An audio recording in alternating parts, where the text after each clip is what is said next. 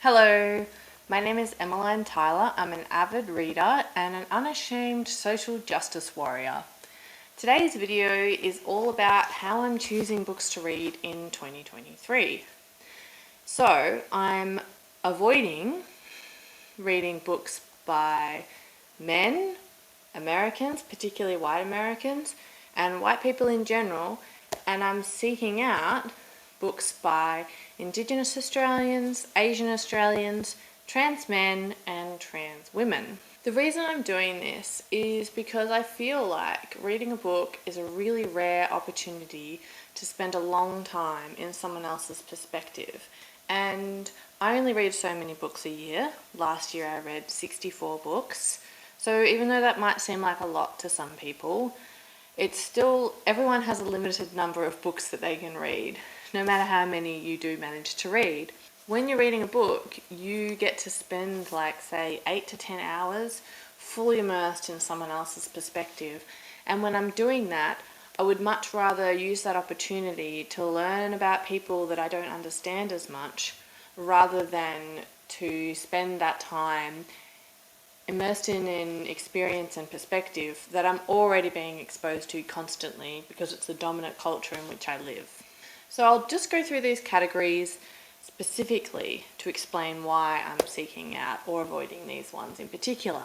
So Indigenous Australians, I'll start with. I've always had an interest in Indigenous Australians and have worked in that area basically my whole career. But I still want to learn more, and especially because there's such diversity in the area. One of the books that is on my TBR for this year, I think, is about climate change, kind of. I'm really interested in Indigenous perspectives on climate change in general, but Indigenous Australian perspectives specifically. Second category, Asian Australians. I feel like I have unconscious and certainly unwanted bias against Asian Australians. It's hard for me to admit that, but yeah, it's probably just to do with the way I was raised, the context in which I grew up. So I really want to learn more and understand that perspective more. Trans men and trans women. So I did read a lot of books by non-binary people last year, but not as many by people who identify as being trans men or trans women. I've really always been interested in trans rights, and it's only gotten more so. But then I realised, I'm so interested in it and want to be an advocate and an activist, but I need to know more in terms of actually prioritising listening to those voices and those people's perspectives. So, as for the categories that I'm avoiding, well, when it comes to men, I've actually been avoiding reading books by men for quite a few years now. I don't know when I started doing it, but I realised I'm already living in the patriarchy. I don't need to replicate it in my reading life. And then Americans, it's basically I'm trying to fight against American imperialism.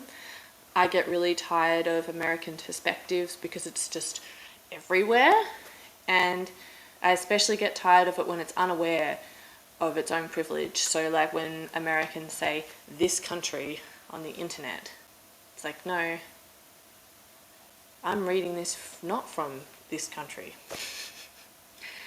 And white Americans in particular, because I just feel like even more that's the dominant culture that I want to try to avoid.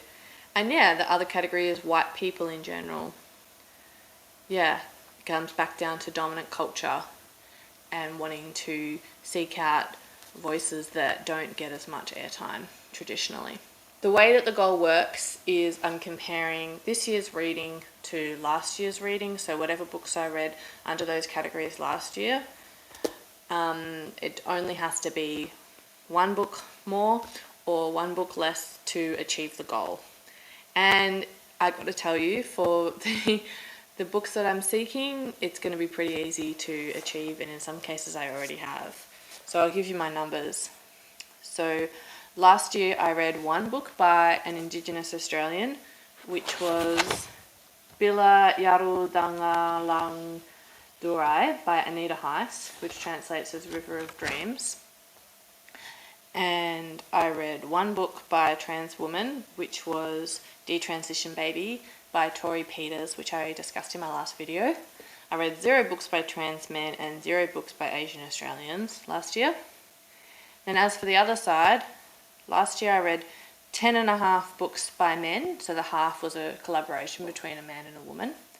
I read 26 books by Americans, and of those 21 were by white Americans, and of the 64 books that I read last year, 57 were written by white people. So, pretty intense. Now, I'll take you through my physical TBR for this year in terms of these categories. This is Growing Up Asian in Australia, edited by Alice Pung. This was a Christmas present a few years back. So, I've actually already read a book by her this year, which was 100 Days. She's a local author, lives in Footscray, which is close to where I am. Footscray in Melbourne, Australia, that is. And she's Asian Australian. This is Unmasking Autism by Dr. Devon Price, who is a trans man. This is Dark Emu by Bruce Pascoe, who is Indigenous Australian. This is Firefront, a collection of poetry edited by Alison Whittaker. First Nations Poetry and Power Today. This is Sand Talk by Tyson Yunker Porter. How Indigenous Thinking Can Save the World. So I'm really interested to read this one.